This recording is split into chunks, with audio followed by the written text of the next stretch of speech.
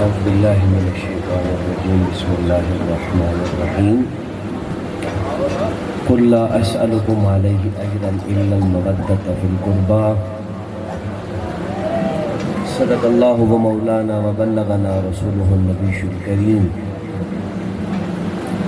إن الله وملائكته يصلون على النبي يا أيها الذين آمنوا صلوا عليه وسلموا تسليما الصلاة والسلام عليك يا رسول الله وعلى آلك وأصحابك يا حبيب الله الصلاة والسلام عليك يا نبي الله وعلى آلك وأصحابك يا نور الله. احباب الاحترام، ایام میں ذکر کربلا ہے. کربلا سننے سے قبل یہ بات یاد رکھیں،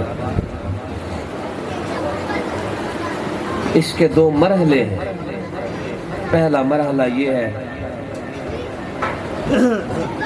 کہ حسین کیا ہے، کون ہے نہیں، حسین کیا ہے. پھر اس کے بعد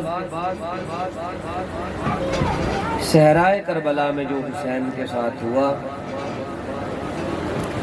اس کی مزید اچھے طریقے سے سمجھ آتی ہے.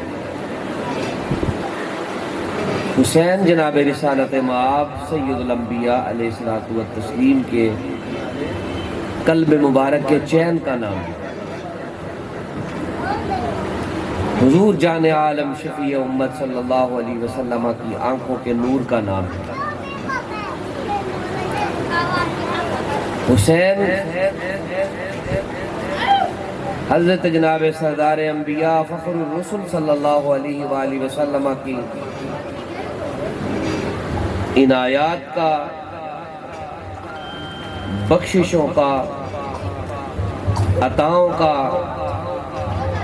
کرم اور جود کا ایک پہلو ہے. حضور سید الانبیاء علیہ الصلوۃ والتسلیم آپ حضرت شہزادہ عالی مقام حضرت امام حسین شہید کربلا آپ کو جو مقام اور مرتبت اپنے عمل سے دیا اس سے جناب سید الشہداء کے مرتبت اور مقام کی بہترین طریقے سے سمجھ آتی ہے.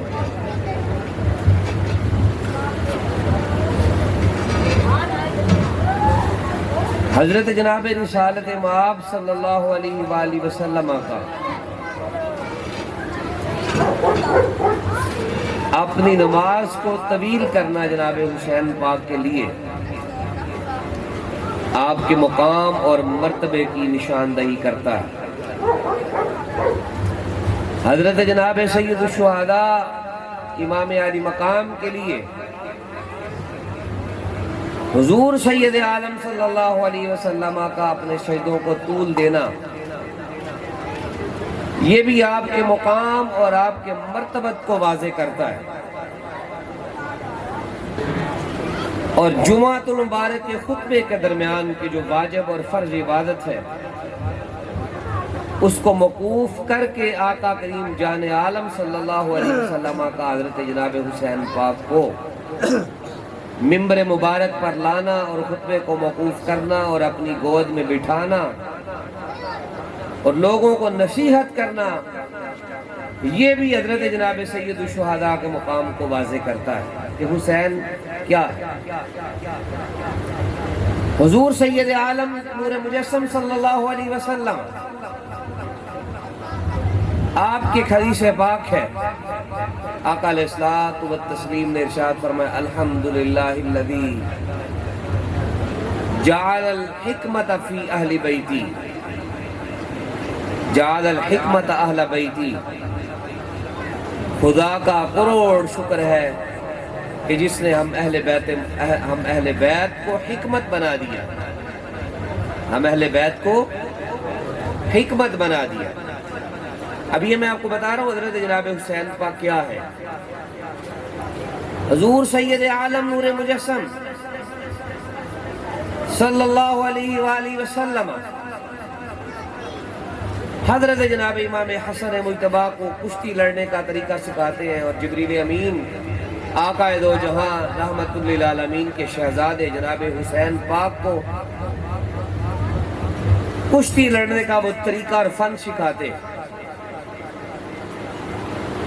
اگر ان شہزادوں کی تختی کی لکھائی کی بات ہو جائے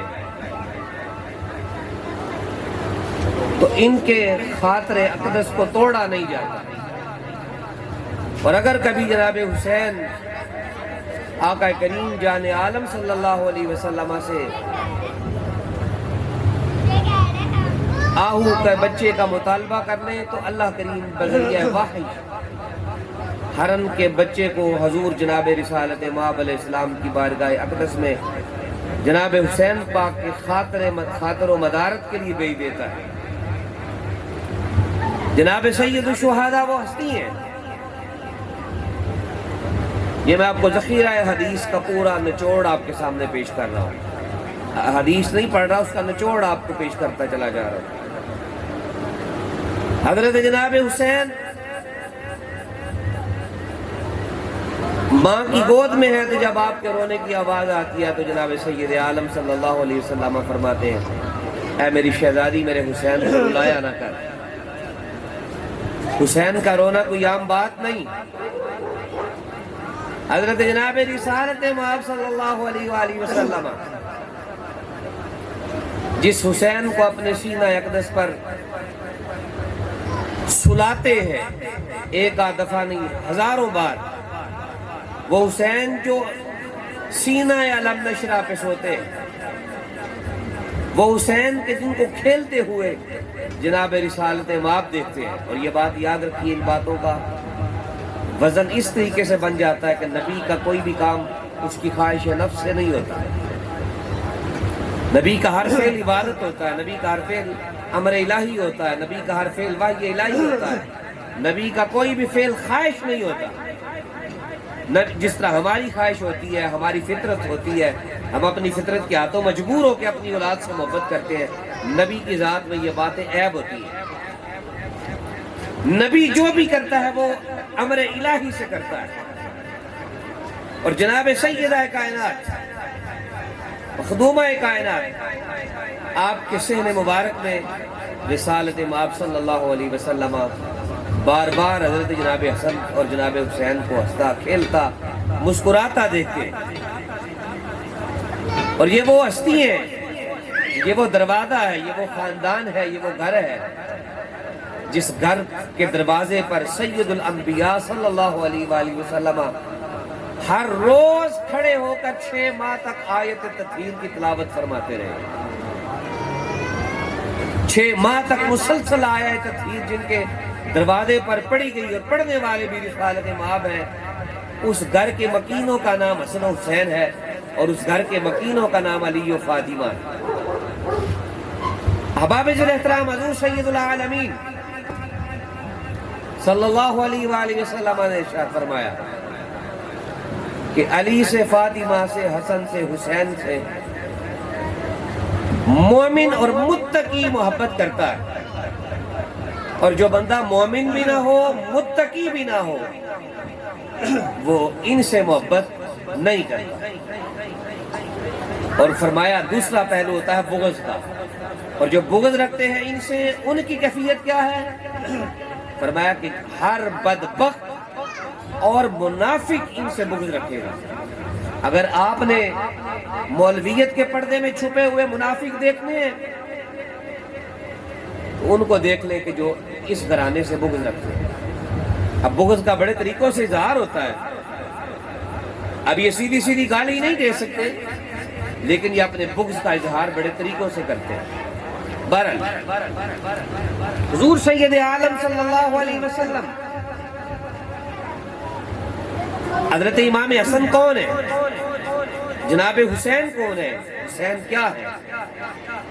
یہ وہ ہستی ہیں جن کے بارے میں رسالت مآب صلی اللہ علیہ وسلم نے فرمایا کہ اے لوگو، میں تمہیں اپنی اہل بیت حسن، حسین، علی و فاطمہ ان کے بارے میں وصیت کرتا ہوں۔ تو پتہ چلا کہ حسین وصیت رسول ہے، حسین کیا ہے؟ وصیت رسول۔ حضور سید عالم صلی اللہ علیہ وسلم فرماتے ہیں قیامت کے دن میں تم میں سے ہر شخص سے اپنی اہل بیت کے بارے میں اس کا جو رویہ ہے اس کے بارے میں پوچھوں۔ تو پتہ چلا کہ حسین اس حدیث کی روشنی میں وہ سوال ہے کہ جو قیامت کے دن پوچھا جائے گا۔ حسین وہ سوال ہے کہ جو نجات کا ضامن ہوگا۔ گویا کہ یوں کہہ لیں کہ قیامت کے دن حسین بذات خود سوال ہے، بذات خود جواب ہے۔ یہ سوال مصطفیٰ پوچھیں گے، جواب امتی دے گا، اور جب امتی جواب دے گا تو اس کے لیے کامیابی اور فلاح اور نجات کی مہر لگائی جائے گی۔ حسین کیا ہے؟ حسین وہ ہے کہ جس کی محبت کو کائنات کے سارے مومنین پر فرض کر دیا گیا۔ حسین وہ ہے کہ جس کی محبت کو مثل قرآن اس امت پر لازم قرار دیا گیا۔ حسین کیا ہے؟ حسین کامیابی کی ضمانت کا راستہ ہے۔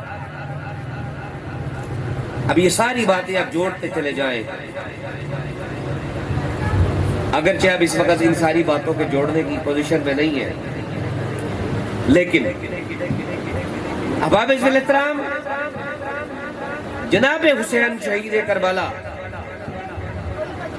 ان سارے اعزازات اور ان ساری خوبیوں کے ساتھ میدان کربلا میں جلوہ فروز ہوتے ہیں۔ اور یہ بھی سنیں، یہ جو شعر پڑھا جاتا ہے نا، جس پر آج کل بڑے مولوی تپے ہوئے ہیں، اسلام زندہ ہوتا ہے ہر کربلا کے بعد، یہ بھی سنیں۔ وہ دور تھا جب حاکم وقت اس نے اپنی سگی بہنوں کے ساتھ نکاح کرنا جائز قرار دے دیا تھا۔ وہ وقت یاد کریں جب شراب، زنا، ہم جنس پرستی سب اپنے عروج پر تھی۔ ابھی جناب رسالت مآب علیہ السلام کو پردہ فرما ہوئے 50 سال ہوئے تھے، 50 سال ہوئے تھے، بڑے بڑے جلیل القدر اصحاب موجود تھے۔ ابھی یہ سارے ظلم شریعت مصطفیٰ کے ساتھ بڑی تاب کے ساتھ، بڑی قوت کے ساتھ اس نے شروع کر دیے حاکم وقت نے۔ اور اس کا اندازہ اس بات سے لگائے نا، اگر تھوڑی سی بھی انسان میں شعور اور عقل ہو، یہ وہ حاکم وقت تھا جس نے شہادت حسین کے بعد شہادت حسین پر وقف نہیں کیا، آگے بڑھ کر کعبۃ اللہ پر بھی حملہ کیا اس حاکم وقت نے، جس کو آج لوگ امیر المومنین کہتے ہیں، اور ہم اس کو یزید لعین کہتے ہیں۔ آگے بڑھ کر کعبۃ اللہ پر حملہ کیا منجنیقوں کے ساتھ، بڑے بڑے وزنی پتھر برسائے کعبۃ اللہ پر۔ یہ کب ہوا؟ یہ حسین پاک کو شہید کرنے کے بعد۔ حضرت جناب رسول اکرم جان کائنات صلی اللہ علیہ وسلم کے مدینے کو گھیرا گیا۔ کب؟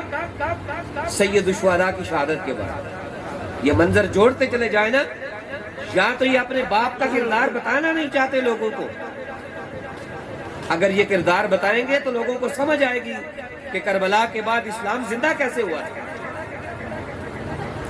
جب تک حضرت حسین زندہ تھے، اس حاکم وقت کو پوری قوت کے باوجود بھی یہ اس کے اندر کی جرأت نہیں تھی کہ وہ کعبۃ اللہ پر اور شہر مدینہ پر حملہ کرتا۔ اور تاریخ کے وہ لفظ آج بھی اہل سنت کی کتابوں میں موجود ہیں کہ اس حاکم وقت نے اپنے مشیر کو بھیجا تھا کہ جاؤ مدینے میں ان 3 بندوں سے بیعت لینی ہے۔ ان میں ایک نام حسین بادشاہ کا۔ جب وہ پہلے 2 بندوں کے پاس پہنچا، انہوں نے کہا اگر حسین بیعت کر لے تو ہم بھی بیعت کر لیں۔ یزید نے کہا کہ اب حکمران وقت جو تھا وہ ملعون، اس نے کہا کہ اگر پہلے 2 بندے بیعت نہ بھی کریں تو کوئی بات نہیں، لیکن فاطمہ کا لخت جگر اس کو بیعت کرنی چاہیے، کیونکہ دین یہی ہے۔ اب یہ سارا کام وہ دین کی آڑ میں کرنا چاہتا ہے۔ جناب حسین سید الشہداء نے کہا بھائی ہم سے یہ کام نہیں ہوتے، اس کے لیے اس کی بیعت نہیں ہو سکتی کہ یہ زمانے کا گندہ ترین انسان ہے۔ اور یہ بھی یاد رکھیں، وہ جو کوفے کے لوگوں نے خط لکھے تھے نا، خط لکھے تھے حضرت جناب حسین کو بلانے کے لیے، وہ خط بھی اس لیے لکھے تھے، ان کو وہ علم تھا کہ ہمیں اس کے ظلم، جبر، بربریت، خدا ناشناسی سے بچانے والی ذات حسین کی ہے۔ وہ بھی مجبور تھے اس حاکم وقت کے ان ناپاک خصلتوں کی وجہ سے۔ بہرحال احباب ذی احترام، حضرت جناب سید الشہداء امام علی مقام، اب دیکھیں نا یہ کیسا مارکا ہے، حسین کیسی حکمت ہے، حسین کیسی حکمت ہے، حسین کیسی دانائی ہے، حسین کیسی رانائی ہے، صرف 72 لوگوں کے ساتھ پورے اسلام کو بچا لیا۔ جب تک حضرت سید الشہداء موجود ہے اس کے ناپاک ارادے کعبۃ اللہ تک نہیں پہنچے۔ جب تک آپ، اگرچہ دیگر صحابہ بھی موجود ہیں، اگرچہ دیگر جلیل القدر صحابہ بھی موجود ہیں، لیکن جب تک حضرت حسین موجود تھے اس بدبخت کے ناپاک ارادے شہر مدینہ تک نہیں پہنچے۔ گویا کہ حسین اس کے ناپاک ارادوں اور مراکز اسلامیہ کعبۃ اللہ اور مدینہ منورہ، ان دونوں کے درمیان ایک پردہ تھے۔ کاش میں اپنی بات آپ کو سمجھا پاؤں، اور ویسے بھی سر کے بعد جی مٹن کے بعد آلو تو نہیں پکاتا نا جی۔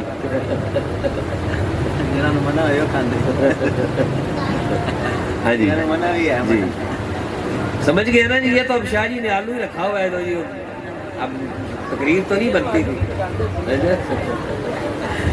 اچھا تو احباب ذی احترام، یزید ابھی اہل بیت کیا ہے، حکمت ہے۔ اب میں نے پورا تعارف آپ کو پہلے کروا دیا 5-7 منٹ کے اندر اندر کہ حسین کیا ہے۔ یہ نہیں کہا حسین کون، حسین کون ہے؟ سعد لفظ علی کا بیٹا ہے، فاطمہ کا لخت جگر ہے، رسول اللہ کا شہزادہ ہے۔ یہ حسین کا تعارف ہے۔ حسین ہے کیا، اس کا سٹیٹس کیا ہے، وہ میں نے ابھی بتایا۔ حسین حکمت ہے، حسین کامیابی کی ضمانت، عکس پیغمبر ہے، اللہ کی حد ہے، اللہ کا راز ہے۔ اب دیکھیے، جب تک حضرت جناب حسین زندہ ہے، اگرچہ وہ 72 لوگ ہیں صحرائے کربلا میں، لیکن حسین کی موجودگی میں اس حکمران میں یہ جرأت نہیں کہ وہ حد کراز کر کے مکہ اور مدینہ کی طرف آسے۔ جیسے ہی جناب حسین کو شہید کر لیا، صدقے جاؤں میں ان پاک نفوس قدسیہ پر، شہید کرنے کے بعد جو اس کے ساتھ ہوا وہ ہوا، لیکن اس حد فاصل کو گرانے کے بعد، اس حد کو، بارڈر کو گرانے کے بعد، پھر اس حکمران کو یہ اس میں جرأت پیدا ہوئی تو اس نے آ کے کعبے پر حملہ کیا۔ پہلے مدینے پر حملہ نہیں کیا، پہلے کعبے پر حملہ کیا، منجنیکوں کے ساتھ بڑے بڑے پتھر کعبۃ اللہ کو مارے۔ نہ جانے دل میں کیا بغض تھا۔ اگر بات بیعت کی ہوتی تو دیکھیں نا، خدا بھی بڑا بے نیاز ہے۔ اگر بات صرف بیعت کی ہوتی تو جس سے بیعت لینی تھی وہ تو ختم ہو گیا، ظاہر اس کا تو سر کاٹ کے نیزے پر لٹکا دیا، بات تو ختم ہو گئی۔ لیکن اس کے بعد جب آگے بات بڑھی نا، جب کعبۃ اللہ پر پتھر برسائے، کعبے کے غلاف کو آگ لگا دی، حضرت ابراہیم علیہ السلام کے مینڈے کے سینگ پڑے تھے ان کو جلا دیا، جو نشانیاں تھی اللہ کی اس سے بھی اس کا دل نہیں بھرا. پتا چلا کہ مرض کچھ اور تھا، مرض کوئی اور تھا. پھر وہ مدینے کی جانب، مدینے میں پہنچا، مدینے کا محاصرہ کیا. وہ پاک صحن مبارک، وہ پاک صحن مبارک جہاں پر ابھی 50 سال بھی نہیں گزرے تھے رسول پاک کو جہاں پر ان جگہوں نے حضور کے قدم چومے تھے. ابھی تو نقشے بھی نہیں بدلے، ابھی تو وہ دیواریں بھی باقی تھیں، ابھی تو مٹی بھی وہی، ابھی وہ تو مٹی بھی ابھی وہی تازہ تھی. اس مبارک جگہ پر، جس جگہ پر حضور بیٹھتے تھے، چلتے تھے، ڈیلیگیشنز آتے تھے، سفیر آتے تھے، فیصلے ہوتے تھے، قضا ہوتی تھی، نمازیں پڑھی جاتی تھی. کبھی حضور لیٹتے تھے، کبھی کچھ ہوتا تھا، کبھی کچھ، کبھی کیا معاملات. وہ مبارک طیب و طاہر جگہ پر گھوڑے باندھ دیے. ایک دن نہیں، اگر یہ غلطی سے ہوتا ہے تو 2-4 منٹ کی کام ہوتا، چلا جاتا. 3 دن تک مسجد نبوی میں اذان نہیں ہوئی. 3 دن تک مسجد رسول میں نماز نہیں ہوئی. جی ہمارے یہاں ادھر اسٹیشن پہ بھی مسجد ہونا تو لوگ ڈرتے ہیں، بات کر لیتے ہیں اللہ کا قہر نہ اترا ہے. تو یہ رسول اللہ کی مسجد ہے، اور یہ مسجد یہ نہ دیکھیں، یہ فقط مسجد نہ دیکھیں. کاش میں بھی آپ کو کہہ چکا ہوں کہ جو اسلام کی مین ہیڈ آفس تھے 2، کعبۃ اللہ اور مدینہ منورہ، یہ 2 مین ہیڈ آفس جو تھے اسلام کے، جو تلے تھے، اس اعتبار سے دیکھیں. مسجد نبی کو صرف مسجد کے اعتبار سے مت دیکھیں. مسجد نبی میں جانور باندھے گئے، یہاں پر بھی بات نہیں ہوئی. اب مجھے بتائیں سارے مدینے میں کون لوگ تھے؟ بولیے نا ذرا، سارے مدینے میں رہنے والے کون تھے؟ سارے صحابہ تھے. وہ سارے کون تھے؟ صحابہ. وہ لوگ تھے جو جانثاران پیغمبر تھے. میں آپ کو یہ بتانا چاہتا ہوں کہ مرض کچھ اور تھا، مرض کوئی اور تھا. اگر صرف اپنی حکومت بچانی ہوتی، آپ مجھ سے زیادہ بہتر سمجھتے ہیں، آپ لا کر 50,000 10,000 کی فوج کھڑی کر دیتے مدینے میں.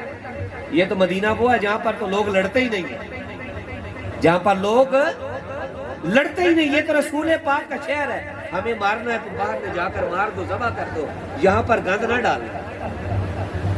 مدینے کا تو احترام اس طریقے سے ہوتا تھا. اگر 10,000 کی فوج لے جا کر بھی کھڑی کر دیتا مدینے میں، تو اگر بات ہوتی غلبہ حاصل کرنے کی، شہر پہ قبضہ کرنے کی، وہ تو اسی سے بھی ہو سکتا تھا. لیکن مدینے کی عورتوں کو اپنی فوج پر حلال کر دیا. مدینے کی وہ مقدس گھرانے جنہوں نے، اب ایک مولوی صاحب بہرحال چلے، ناپاک لوگوں کا کیا ذکر کرنا ہے پاک بزم میں. ارادہ اس کا کچھ اور تھا، مقصد کچھ اور تھا، پیچھے گیم کچھ اور تھی. خواتین بچیاں شہر مدینہ کی اس کی فوج پر حلال کر دی گئی. پھر جو ابھی 50 برس ہوئے ہیں رسول پاک کو پردہ کیے، 50 برس. وہ جو حال غزہ کا ہوا نا، اس سے بھی برا حال اس کی فوج نے کیا شہر مدینہ کا. پتہ چلا کہ حسین حد فاصل تھے، حسین سے ڈر تھا اس کو. حسین ایک روب تھے، اللہ کا روب تھے حسین، جن کے ہوتے ہوئے وہ اپنے ناپاک عزائم کو پورا نہیں کر سکتا تھا. تو احباب ذی الاحترام، یہ لفظی اب تبلیغ بھی سن لے. یہ تو میں آپ کو باتیں تقریب سنا دی میں نے، اب تبلیغ سنیں. تبلیغ اپنی زندگی میں آگے بڑھ کر حسین کو سمجھیں، اپنی زندگی میں آگے ترقی کریں، خاندان نبوت کو سمجھیں کہ یہ خاندان نبوت کیا ہے، اس کا مقام اور مرتبہ کیا ہے. خاندان نبوت کیسی اللہ کی حکمت اور کیسے اللہ کے راز ہے. حسین یہ نہیں کہ آپ جو حدیثیں سنتے ہیں کہ حسین ایسے تھے، حسین ایسے تھے. حسین اس سے بڑھ کر کچھ تھے، حسین اس سے بڑھ کر کچھ تھے. اگر حسین اس سے بڑھ کر کچھ نہ ہوتے تو حضور اپنی نماز چھوڑ کر حسین کو پروٹوکول نہ دیتے. حسین اس سے بڑھ کر کچھ نہ ہوتے تو خطبہ جمعہ نہ روکا جاتا. حسین کچھ اور ہستی نہ ہوتے تو خطبہ روک کر اپنی گود میں نہ بٹھاتے. حسین کچھ الگ ہستی ہے. میں آپ کو ایک بات سنا دوں. حضرت ابو ہریرہ کی عمر کافی لمبی تھی. حضرت جناب حسین کا کبھی جوانی میں تھے, کالے بال تھے سارے, آپ کالے بال تھے. اور ابو ہریرہ وہ ہیں کہ جو رسول پاک کی صحبت میں کتنے برس رہے ہیں, بوڑھے صحابی. لیکن حضرت جناب حسین بیٹھے تھے, آپ نے جوتا اتارا, جوتا پڑا تھا, ادھر بیٹھے درویشوں سے گپ کر رہے تھے. معذرت, گپ کا لفظ نہیں مناسب, درویشوں کے ساتھ ایک مزاح کی محفل میں تھے, گفتگو شنید کی بزم میں تھے. ابو ہریرہ اٹھے, پگڑی اتاری, جناب حسین کے جوتے کو پکڑا, جوتا صاف کرنا شروع, پگڑی اتاری اور جوتے صاف کر رہے ہیں حضرت جناب حسین کے. ابو ہریرہ بوڑھا ہے, حسین پاک ابھی جوان ہے. جوان میں چڑھتی جوانی ہے, 18-19 سال 20 سال عمر ہوگی, کیونکہ جب رسول پاک علیہ السلام کا وصال پاک ہوا ہے تب حضرت جناب حسین پاک کی عمر 8 برس تھی غالباً, تقریباً. آپ اس سے بھی کم کر سکتے ہیں, 8 سال سے زیادہ عمر نہیں کہہ سکتے. جب حضور کا وصال پاک ہوا ہے, چشتی صاحب کیسا وہ منظر ہوگا, چھوٹی سی عمر کا شہزادہ ہو اور جبریل کشتی سکھا رہا ہو, جبریل اس کو کشتی سکھا رہا ہو, تو پتہ چلا کہ حسین کچھ اور ہے, حسین کچھ اور ہے. آپ کو میں اس کا نظارہ اس سے کرواتا ہوں. اب ہمارے پاس وہ پستول اور گن ہوتی ہے نا, آپ اپنے بچوں کو سکھائیں گے, چھوٹے بچوں کو دکھائیں گے بھی نہیں کہ یہ اس کی ابھی عمر نہیں. گفتگو یہ ہو رہی تھی, حسین کچھ اور ہے. حضرت جناب رسالت مآب صلی اللہ علیہ وآلہ وسلم, میں بات بول گیا, میں کہاں پہ پہنچا تھا جی, ہاں جوتا صاف کر رہے تھے. ابو ہریرہ جوتا صاف کر رہے ہیں جناب حسین کا. جناب حسین پاک نے کہا, ابو ہریرہ کیا کر رہے ہیں, بوڑھے آدمی ہیں, بوڑھے صحابی ہیں, ساری زندگی حضور کی صحبت میں رہے ہیں, حضور سے حدیثیں سیکھی ہیں, حدیث کے بہت بڑے استاد ہیں, لوگ آپ کے پاس آ کر حدیثیں پڑھتے ہیں. ابو ہریرہ بھی بندہ چھوٹا تو نہیں, آپ کی حدیث سند ہوتی ہے, آپ کی حدیث ایک ویلیو رکھتی ہے, اور آپ میرے جوتے صاف کر رہے ہیں. سنیے ابو ہریرہ کی بات. ابو ہریرہ نے یہ نہیں کہا کہ حضور آپ رسول پاک کے بیٹے ہیں, آپ کے جوتے صاف کرنا میرا کام ہے, یہ نہیں کہا. اگرچہ یہ بھی تعارف ہے, یہ نہیں کہا کہ حضور آپ کو اپنی زبان چساتے تھے. میں آپ کو یہ سمجھانا چاہتا ہوں, میرے سجنوں, میرے بیلیوں, یہ سمجھو کہ حسین کیا ہے. حسین ہماری دانست, ہماری فکر سے بڑا آگے کا ہے. حسین وہ نہیں جو مولویوں نے سمجھا, وہ تو اس کا ایک جزو ہے. حسین وہ نہیں جو رسول پاک نے بیان کیا ہے, وہ تو ایک جز ہے. اب ابو ہریرہ یہ بھی کہہ سکتے تھے, کاش میں آپ کو بات سمجھا جاؤں, کاش میں آپ کو سمجھا جاؤں, کاش آپ کو حسین سمجھ آ جائے. جب حسین سمجھ آ گیا تو آپ کی غلامی اور عشق کا رشتہ اور مضبوط ہو جائے گا. اب ابو ہریرہ یہ بھی کہہ سکتے تھے, حضور میں نے دیکھا ہے کہ رسول پاک آپ کو زبان چساتے تھے, میں نے جوتا صاف کر دیا تو کیا ہوا, یہ بھی نہیں. حضور میں نے دیکھا ہے کہ جناب رسول پاک آپ کو اپنے کاندھوں پر بٹھاتے تھے, اب میری تو زلفیں نہیں ہے حضور, آپ حضور کی زلف کو ادھر سے کھائیں تھے, حضور ادھر مڑ جاتے. آپ حضور کی زلف کو ادھر کھائیں تھے, حضور ادھر مڑ جاتے. یہ بھی تعارف نہیں کروایا, اگرچہ یہ تعارف بھی بنتا ہے. تھوڑا سا اس کا نا وہ کم کرے برا, اگرچہ یہ تعارف بھی بنتا ہے. اب ابو ہریرہ نے یہ بھی نہیں کہا کہ حضور اللہ نے آپ کی محبت فرض کر دیا, جوتے صاف نہ کروں تو کیا کروں, یہ بھی نہیں کہا, اگرچہ یہ بھی تعارف بنتا تھا. یہ بھی نہیں کہا کہ حضور آپ پر آیت تطہیر اتری ہے, جوتے صاف کر لیے تو کیا ہوا, اگرچہ یہ تعارف بھی بنتا تھا. نہیں بتایا, کیونکہ یہ تو وہ ہے کہ جو عام لوگوں کے سامنے رکھا ہے, لوگوں کے سامنے توجہ ہے رکھا ہے. سنیے, جو آپ 2-4 بندے میری بات سمجھ رہے ہیں, चुल्लू भरा चादर में डाला, इसको सीने से लगा। अबू हुरैरा ने उठाया तो सीने से लगा दिया। ये सीना ही राज का मकसद होता है, सीने में राज, क्योंकि दिल सीने में है। अल्लाह के राज सीने पर उतरते हैं। तभी तो अल्लाह ने कुरान में कहा, सोने महबूब मदीने वाले, क्या हमने तेरे सीने को खोल नहीं दिया? और इसी सीने पर हुसैन सीना रख के लेटते थे,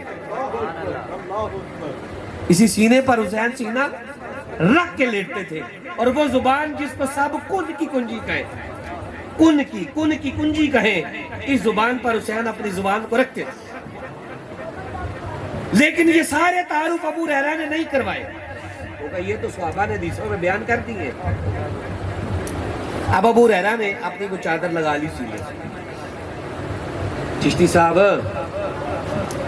अबू हुरैरा के दिन सहाबा से कहने लगे कि जिस दिन मैंने वो चादर सीने से लगाई थी ना, करीम वो नहीं होता जितना उससे मांगा जाए उतना दे। करीम वो होता है कि जो मांगने से बढ़ कर दे। हुर जब आया था ना, हुर मैदान करबला में कहा था, हुजूर अगर मैं पेश हो जाऊं तो माफी मिल जाएगी? फरमाया नहीं, खाली माफी नहीं तुझे देंगे, तुझे कयामत तक हुर रखेंगे, कयामत तक हुर रखेंगे। माफी तो तू मांगने आया है, वो तेरे मांगने पर देना है, और हमने भी तो कुछ देना है साथ, समझ गए? अबू हुरैरा कहते हैं, जब मैंने वो चादर अपने सीने से लगाई, मुझे दो तरह के इल्म हासिल हुए। एक वो है जो हदीसों में तुम्हें बयान करता हूं, एक वो है जो तुम्हें, और दूसरा इल्म वो अगर मैं तुम्हें बयान करूं तो तुम मेरी गर्दन काट दो। अगर मैं तुम्हारे सामने बयान करूं तो तुम मेरी गर्दन काट दो। पता चला कि मख्फी इल्म भी दिया गया था अबू हुरैरा को, मख्फी इल्म भी दिया गया था अबू हुरैरा को। और मख्फी इल्म अल्लाह का राज है, हर आदमी को नहीं मिलता, हर आलिम को, हर किताबें पढ़ने वाले को मख्फी इल्म नहीं मिलते। मख्फी इल्म उनको मिलते हैं जिनके सीने पाकीज़ा होते हैं। और पता चला कि जिनको मख्फी इल्म मिल जाए, जूते साफ करने की समझ भी उनको आती है, वो सर चढ़ कर नहीं बैठते, वो सर चढ़कर नहीं बैठते। जिनको मख्फी इल्म अता हो जाए, फिर वो जूते साफ करने पर नाज करते हैं। मैं इसलिए कहता हूं कि समझे कि हुसैन क्या है। ये तो सामने का प्रोटोकॉल है, जुबान में जुबान रख दी, सीने पर लेट गए, चादर में हुजूर ने छुपा लिया, चादर में छुपा लिया। हुसैन की मोहब्बत, ये भी ज़ाहिरी प्रोटोकॉल है कि लोगों हुसैन से मोहब्बत करो, जो हुसैन से मोहब्बत करेगा वो मुझसे मोहब्बत करेगा, जो मुझसे मोहब्बत करेगा वो अल्लाह से मोहब्बत करेगा। हुसैन की मोहब्बत अल्लाह की मोहब्बत है, ये खोज है। ये क्या है? खोज, पूरा हकीकत हुसैन कुछ और है। हजूर फरमाते हैं, लोगों मैं तुम्हें वसीयत करता हूं, मेरे हसन, मेरे हुसैन, मेरी बेटी, मेरे उनके शोहर हजरत अली, इनसे मोहब्बत करना, खुदा से मिल जाओ, खुदा तक जाने का रास्ता पालोगे। ये हदीस के लफ्ज है, किसी फकीर मौलवी का जुमला नहीं। खुदा तक जाने का रास्ता पालोगे। पता चला कि ये घर अल्लाह के राज, उस तक जाने का रास्ता है, उस तक पहुंचने का वसीला है, उस तक पहुंचने का सबब है। समझ लें ये सारी बातें। इन सब कुछ को समझने के बाद पता चलेगा कि हुसैन करबला में जब पहुंचा तो हुसैन तो लड़ा ही नहीं, हुसैन पाक लड़े नहीं करबला में, हुसैन पर पाबंदी थी लड़ने। ये बात फिर कभी आपको सुनाएंगे, पाबंदी कहां से थी, कैसे थी, क्यों थी। अगर ना वो 8-10 लाख की क्या जरूरत थी भाई। गाजी अब्बास पर भी पाबंदी थी। इन सारे शाह सवारान अहले बैते मोहम्मद पर लड़ाई पर पाबंदी थी। मकसद क्या था? तकदीर को सच्चा करना। तुम्हारा लहबा بات کر رہا تھا وہ جوتا صاف کرنے کی، جوتا صاف کر دیا، ابو ہریرہ نے صاف کیا۔ ابو ہریرہ نہ کریں، آپ بوڑھے ہیں، بال سفید ہیں، نہ کریں۔ اب یہ سارے تعارف جو ہیں جو رسول پاک نے کروائے ہیں، ابو ہریرہ نے ایک بھی تعارف نہیں کروایا۔ اب آگے جملہ کیا ہے؟ یا آخر جملہ گفتگو ختم۔ ابو ہریرہ کہتے ہیں کہ اے حسین ابن علی، اب آپ ایک بڑی بات سنیں، وہ زمانہ کون سا تھا؟ بولیے، وہ زمانہ خلافت عمر کا زمانہ۔ کون سا زمانہ تھا؟ اس زمانے میں ابھی میجورٹی صحابہ کرام کی تھی، 1400 سال کے مولویوں کے نہیں تھے، نہ 1300 سال کی، نہ 1200، نہ 100۔ ابھی اس وقت میجورٹی حضور کے صحابہ کی تھی۔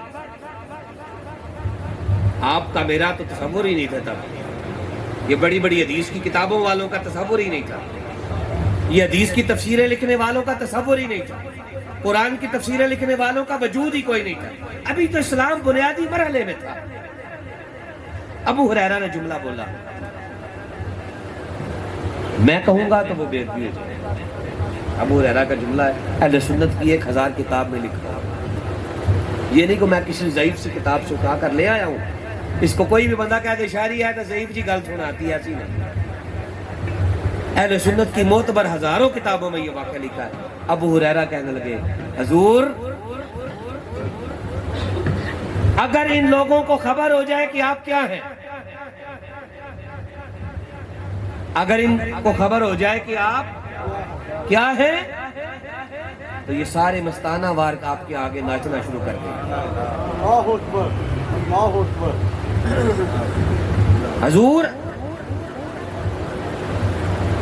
حضور اگر ان کو سمجھ آ جائے کہ آپ کیا ہیں، ابھی کیا ہیں؟ ابو ہریرہ بوڑھے صحابی ہیں، حسین ابن علی جوان ہے، تو یہ بات سمجھیں، کھرا نکالیں، کھوج کریں، ایک جگہ پہ کھڑے نہ ہو جائیں، کھڑے پانی میں بدبو پیدا ہو جاتی ہے۔ حرکت دیں، آگے بڑھے، کھوج اور کھرا نکالے حسین ابن علی کا۔ اور کھرا حضرت جناب ابو ہریرہ دے گئے، کہا کہ حضور اگر یہ لوگ آپ کو جان لیں، یہ سارے مل کر آپ کی جوتیوں کو صاف کرنا شروع کر دیں، یہ سارے آپ کو جان لیں، آپ کے آگے بجت کرنا شروع کر دیں۔ اگر یہ سارے آپ کو جان لیں، آپ کے دیوانے ہو جائیں، آپ کے مستانے ہو جائیں۔ تو احباب عزیز الاحترام، حسین ابن علی خدا کے رازوں میں سے ایک راز ہے، ان کے دامن سے جڑ جائیں، مولوی والا نہیں جڑنا۔ یہی تو وجہ ہے کہ ہماری زبانوں میں وہ تاثیر نہیں، ہمارے جذبوں میں وہ قوت نہیں، ہماری دعاؤں میں وہ جاذبیت نہیں۔ وجہ کیا ہے؟ کہ ہماری محبت کنڈی سے اوپر اوپر ہے۔ حسین کی محبت، اہل بیت پاک کی، اس خاندان رسالت کی محبت، جس گھر کے بعد حضور اکرم نے اشارہ کیا، حضور نے فرمایا یہ جو گھر ہے، حضور نے اشارہ کیا حضرت جناب سیدہ کے گھر کی طرف، اشارہ کر کے فرمایا یہ جو گھر ہے، یہ گھر کائنات کے لیے نجات دہندہ، یہ گھر کائنات کے لیے نجات دہندہ، نجات دہندہ سادے لفظوں میں نجات دینے والا۔ اب کوئی یہ کہہ دے گا شاہ جی یہ حدیث تو ضعیف ہے، یہ حدیث تو سیاہ ستہ کے علاوہ کسی اور کتاب میں ہے، سیاہ ستہ میں بھی یہ حدیث ہے، مثل اہل بیتی کسفینۃ نوح، میری اہل بیت کی مثال سفینہ نوح کی طرح ہے، جو اس میں سوار ہوا وہ نجات پا گیا، ومن تعلق بہا فاز، جس نے ان کے ساتھ رشتہ قائم کر لیا، تعلق جوڑ لیا، وہ فاز فلاح، فوز و فلاح پا گیا، ومن تخلف عنہا غرقا، جو ان سے ہٹ گیا، رستہ منہ موڑ لیا، پھر اس کو کائنات کا کوئی طوفان بچا سکتا نہیں۔ احباب عزیز الاحترام، مولویوں کی محبت سے اوپر اوپر دنیا داروں جیسی محبت نہ کریں اس گھر کے ساتھ. یہ آپ کو نصیحت کر رہا ہوں, وصیت کر رہا ہوں, تبلیغ کر رہا ہوں. اس گھرانے کی محبت ویسے کریں جیسے حضرت فرید الدین گنج شکر نے کی, ویسے اس خاندان کی محبت اپنائیں جیسے حضرت گنج بخش فیض عالم نے کی, ویسے اس خاندان سے محبت کریں جیسے حضرت پیر بہر علی شاہ نے کی, ویسی محبت اپنائیں جیسی حضرت سلطان العارفین نے کی ہے. جو اس طرح محبت کر جائیں گے وہ سلطان ہو جاتے ہیں. وگرنہ یہ جو مولویوں والی محبت ہے نا, مولویوں کی طرح کی جو الگ سے اوپر ہو, 4 بندے علی کا نام سے ان کا نعرہ مار لگے تو علی دے فضائل شروع, ادھروں 4 بندے ہوں تو ادھر دی شروع, جدھر دی جیسا مجمع ہے ویسا روح. یہ الگ سے اوپر ہے, حلق سے نیچے اتار کر دل میں جگہ دے, دل اپنا غلامی اہل بیت کا شہدا کر دے.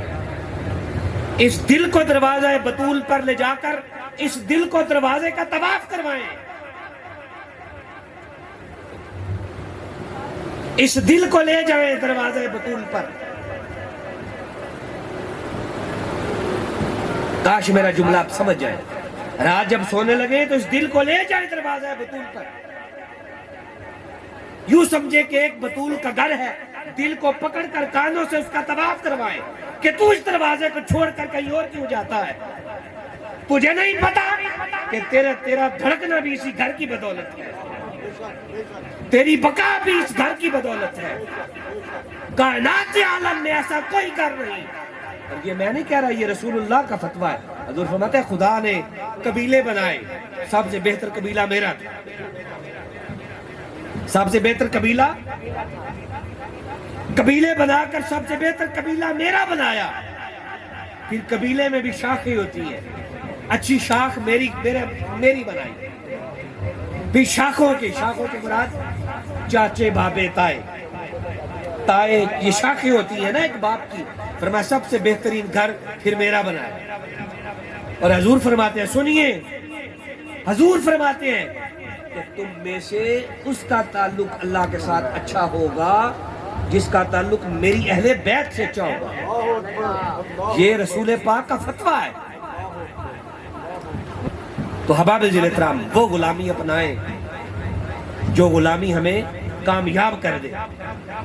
وہ نہیں کہ جو 10 محرم آیا ایک شبیل لگائی اللہ تیری یاری, ہر لمحے ہر دن یاد کریں. یہ فقیروں والی محبت ہے. کوئی لمحہ ان کی محبت سے خالی نہ ہو. یہ صوفیاء کی محبت ہے. اور دل جھکا رہے ان کے آستانوں پر, یہ صوفیاء کی محبت ہے. دل ان کے نام پہ دھڑکے, یہ صوفیاء کی محبت ہے. باقی اگر کسی کو یہ محبت نہیں ملی وہ پھر کنڈیشن اوپر ہے, وہ اپنا ذمہ دار خود ہے. ہم ایک دیکھ پکار کر کہیں گے کہ کم بن گیا ہے, ایسی بات نہیں. پھر ویسے وہی ہے, جیسا ہم کریں گے ویسا وہ بھی دے دیں گے. ویسا اگر آپ طالب مولا ہیں, طالب حق ہے, طالب اسرار الہیہ ہیں, خدا کے راز پانا چاہتے ہیں تو پھر راز والوں کی طرف آئیں, پھر راز کھولیں گے. بجز اس گھرانے کے کائنات میں کسی پر راز آشکار نہیں ہوئے. یہ بھی میں نے ابتدا میں حدیث پڑھ کر سنائی تھی. آج ہم نے کسی مولوی کا کوئی فتویٰ نہیں پڑھا, آج ساری حدیثیں پڑھی ہیں. خدا ہمیں ان کی محبت سے آشنا کر دے, خدا ہمیں ان کی زوات سے آشنا کر دے. ابھی ہمیں بڑی ضرورت ہے لوگوں کو تعارف کروانے کی. جب تعارف ہو گیا آپ کو اہل بیت محمد کا, اس گھرانے کا جب تعارف ہو گیا, اگلے کام آپ خود کرتے جائیں گے انشاءاللہ. تو خدا ہمیں اس گھر کا وفادار کر دے. خدا اس گھرانے سے کبھی ہمیں الگ نہ کرے. ان کے فیوز و برکات سے خدا مستفید کرے, ہمارے سینوں کو روشن کر دے, ہماری نسلوں کو منور کر دے. سجنوں بیلیوں, اس گھرانے سے نہ ہٹنا, یہی اذان حق ہے. خدا ان کی محبتوں سے آشنا کر دے. وما علینا الا البلاغ المبین.